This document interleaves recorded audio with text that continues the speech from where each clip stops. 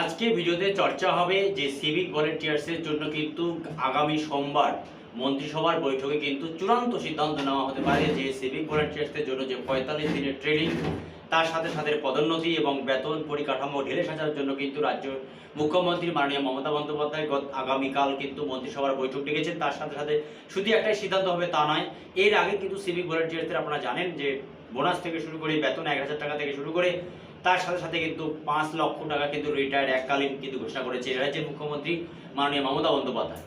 এবার নতুন করে কিন্তু আগামীকালের যে মন্ত্রিসভার বৈঠক রয়েছে সেই মন্ত্রিসভার বৈঠকে কিন্তু গুরুত্বপূর্ণ সিদ্ধান্ত হবে। এক, সিভিক ভলেন্টিয়ার্সদের নিয়ে। দুই, প্রধানমন্ত্রী আবাস যোজনার যে টাকা সেটা ডিসেম্বর মাসে যে সমস্ত ১১ লক্ষ অ্যাকাউন্টে চলে যাওয়ার কথা সেই বিষয়ে তিনি চূড়ান্ত সিদ্ধান্ত নেবেন। সমস্ত প্রকল্পের কাজ তিনি সঠিকভাবে পর্যবেক্ষণ করবেন।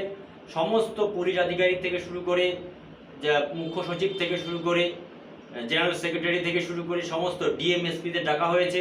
মন্ত্রিসভায় সমস্ত মন্ত্রিসভার সদস্যরা থাকবেন। তার কারণটা হচ্ছে প্রধানমন্ত্রী আবাস যোজনা থেকে শুরু করে সিভিক ভলেন্টিয়ার্সদের ট্রেনিং থেকে শুরু করে কি করে তাদের পদোন্নতি করা যায় সেটা থেকে শুরু করে তার সাথে সাথে কিন্তু আগামীকালে সোমবারের বৈঠকে মন্ত্রিসভার একটা কিন্তু নতুন করে সম্প্রসারণ হতে পারে, নতুন করে মন্ত্রিসভায় কেউ আসতে পারে।